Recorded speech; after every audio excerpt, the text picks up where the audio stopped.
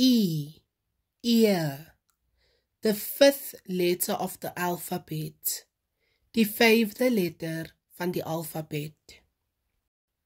Each, elk. There is a spoon on each plate. Daar is 'n lepel op elke bord. Ear, oor, kop. We hear with our ears. Ons hoor met ons ore. There is an ear of maize. Dit is 'n mieliekop. Early, vroeg. The cock crows early in the morning. Die haan kraai vroeg smorens. Earth, grond, aarde. We plant seeds in the earth.